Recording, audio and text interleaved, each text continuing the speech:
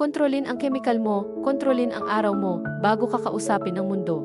Bago ang notifications, bago ang ingay, may nauna nang nagdesisyon kung magiging magaan ba ang araw mo o mabigat, hindi swerte, hindi mood, chemical. May 4 na chemical sa loob mo na tahimik na kumokontrol sa focus, emosyon, at kumpiyansa mo. Kapag nakontrol mo sila, hawak mo ang araw mo. Dopamine, ito ang chemical ng panalo, ang pakiramdam ng natapos ko. Pero mag-ingat, madaling dopamine ay nasa phone mo. Isang scroll, isang swipe, isang pansamantalang saya, ang tunay na dopamine, pinaghihirapan.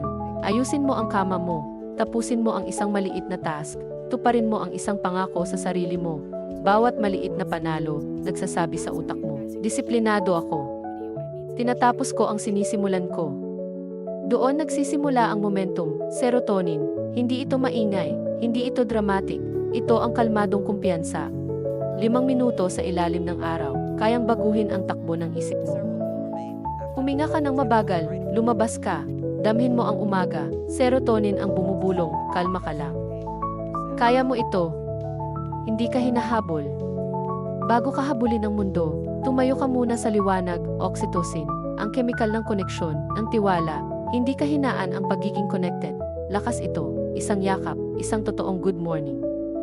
Isang taos pusong papuri, maliit na bagay, malaking epekto. Hindi ka ginawa para lumaban mag-isa, endorphins, natural mong panlaban sa stress, gumalaw ka. Kahit 5 minuto lang, push-ups, squats, cold shower, sumayaw ka.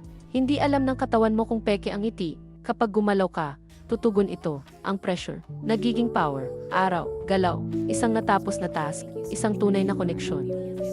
4 na chemical, 5 minuto, bagong direksyon, hindi mo kailangan ng motivation, kailangan mo ng kontrol, kontrolin mo ang nasa loob mo, at walang nasa labas, ang makakapagdikta ng araw mo. Hindi ito tungkol sa swerte, ito ay tungkol sa disiplina.